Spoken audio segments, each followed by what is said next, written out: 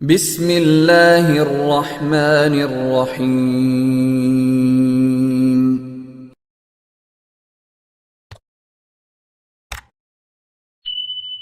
السلام علیکم ورحمۃ اللہ وبرکاتہ۔ ان الحمد للہ نحمده ونستعینه ونستغفره ونستهدیه والصلاة والسلام علی سید المرسلین محمد وآلہ وصحبہ اجمعین، اما بعد۔ حاضرین و ناظرین، یہ درس قرآن نمبر 253 ہے اور آج سورہ آل عمران کی 3 آیتوں کی تلاوت و تشریح کی جائے گی۔ آیت نمبر 42، 43 اور 44، 42، 43 and 44۔ اعوذ باللہ من الشیطان الرجیم، بسم اللہ الرحمن الرحیم۔ وَإِذْ قَالَتِ الْمَلَائِكَةُ يَا مَرْيَمُ إِنَّ اللَّهَ اصْطَفَاكِ وَطَهَّرَكِ وَاصْطَفَاكِ عَلَى نِسَاءِ الْعَالَمِينَ يَا مَرْيَمُ اقْنُتِي لِرَبِّكِ وَاسْجُدِي وَارْكَعِي مَعَ الرَّاكِعِينَ ذَلِكَ مِنْ أَنْبَاءِ الْغَيْبِ نُوحِيهِ إِلَيْكَ وَمَا كُنْتَ لَدَيْهِمْ إِذْ يُلْقُونَ أَقْلَامَهُمْ أَيُّهُمْ يَكْفُلُ مَرْيَمَ وَمَا كُنْتَ لَدَيْهِمْ إِذْ يَخْتَصِمُونَ صدق اللہ العظیم۔ لفظی ترجمہ یوں ہی، وَإِذْ اور جب قالت کہا الملائکہ فرشتوں نے، یا مریم اے مریم، ان اللہ اصطفاک بے شک اللہ نے تجھے چن لیا، وطہرکی اور تجھے پاک کیا ہے، واصطفاکی اور تجھے برگزیدہ کیا ہے، علی نساء العالمین دنیا جہاں کی عورتوں پر۔ یا مریم اے مریم، اقنتی تو فرما برداری کر، لربی کی اپنے رب کی، واسجدی اور تو سجدہ کر، ورکعی اور رکوع کر، مع الراکعین رکوع کرنے والوں کے ساتھ۔ ذالک من انباء الغیب، یہ ہیں کچھ غیب کی خبریں، نوحی ہی ہم وحی کرتے ہیں، الیک تمہاری طرف، وما کنتا اور نہیں تھے آپ، لدیہم ان کے پاس، اذ یلقون جب وہ ڈال رہے تھے، اقلامہم اپنے قلم، ایہم یکفل مریم کہ ان میں سے کون کفالت کرے گا مریم کی، وما کنت لدیہم اور نہیں تھے آپ ان کے پاس، اذ یختصمون جب وہ باہم جھگڑ رہے تھے۔ ترجمہ یوں ہے، اور اب اس وقت کو یاد کرو جب فرشتوں نے کہا تھا کہ اے مریم، بے شک اللہ نے تمہیں چن لیا ہے، تمہیں پاکیزگی عطا کی ہے، اور دنیا جہاں کی ساری عورتوں میں تمہیں منتخب کر کے فضیلت بخشی ہے۔ اے مریم، تم اپنے رب کی عبادت میں لگی رہو، سجدہ کرو اور رکوع کرنے والوں کے ساتھ رکوع بھی کرو۔ اے پیغمبر، یہ سب غیب کی خبریں ہیں جو ہم وحی کے ذریعے تمہیں دے رہے ہیں۔ تم اس وقت ان کے پاس نہیں تھے جب وہ یہ طے کرنے کے لیے اپنے قلم ڈال رہے تھے کہ ان میں سے کون مریم کی کفالت کرے گا، اور نہ اس وقت ان کے پاس آپ تھے جب وہ اس مسئلے میں ایک دوسرے سے اختلاف کر رہے تھے۔ یہ 3 آیتوں میں 9 باتیں بیان کی گئی ہیں۔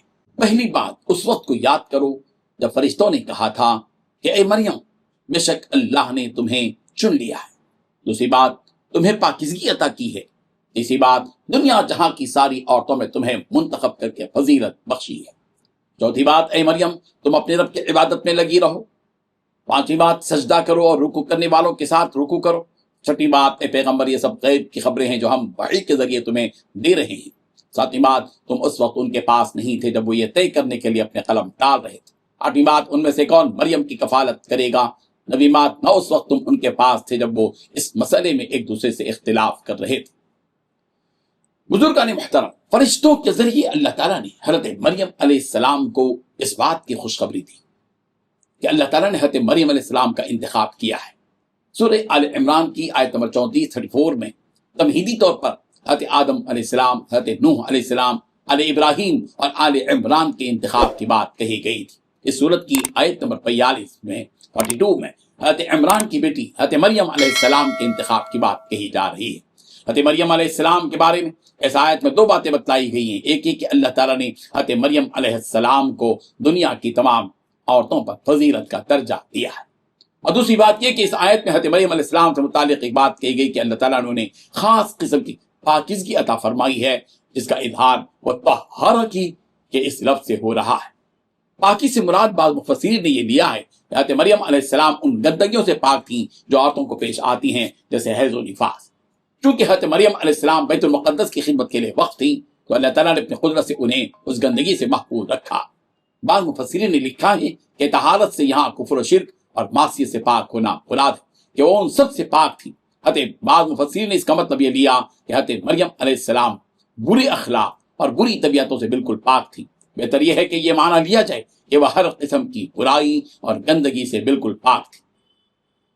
اللہ تعالیٰ نے حضرت مریم علیہ السلام سے خطاب کرتے ہوئے حکم دیا کہ اے مریم تم اپنے رب کی بندگی اختیار کرو، یعنی اللہ کی عبادت کرو اور سجدہ کرتی رہو اور رکوع کرنے والوں کے ساتھ رکوع کرتی رہو۔ یہاں قابل غور بات یہ ہے کہ حضرت مریم علیہ السلام کو پہلے سجدہ کرنے کا اور پھر رکوع کرنے کا حکم دیا، جبکہ ہماری نمازوں میں رکوع سجدے سے پہلے ہوتا ہے۔ بعض علماء نے اس کا یہ جواب دیا کہ پہلی امتوں میں سجدہ رکوع سے پہلے کیا جاتا تھا۔ بعض مفسرین کا یہ کہنا ہے کہ یہودی رکوع چھوڑ دیتے تھے، جیسے آج کل بعض کاہل قسم کے لوگ قوما ہی چھوڑ دیتے ہیں اور رکوع سے قیام کی داڑھی آنے سے پہلے ہی سجدے میں چلے جاتے ہیں۔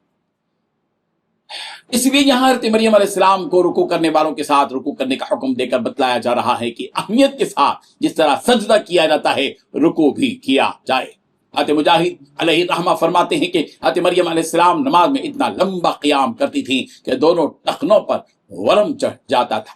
اللہ تعالیٰ نے رسول رحمت صلی اللہ علیہ وسلم سے خطاب کرتے ہوئے فرمایا کہ پیغمبر، یہ غیب کی خبریں ہم آپ کی طرف وحی کے ذریعے سے دے رہے ہیں۔ ہزاروں سال پہلے کے یہ واقعات، ان واقعات کا علم آپ کو ہونے کے لیے کوئی ظاہری وسیلہ اور ذریعہ تو نہیں ہے۔ اس کا مطلب یہ ہے کہ وہ باتیں اگر آپ کو معلوم ہیں تو در حقیقت ہم نے آپ کو وحی کے ذریعے بتائی۔ جس وقت حضرت مریم علیہ السلام کو اپنی کفالت میں لینے کے لیے لوگ نہر اردن میں اپنے قلم ڈال رہے تھے کہ کون مریم علیہ السلام کی کفالت کرے گا، اس موضوع پر لوگ آپس میں جھگڑا کر رہے تھے اور مریم کی کفالت کے لیے ایک دوسرے پر سبقت کر رہے تھے۔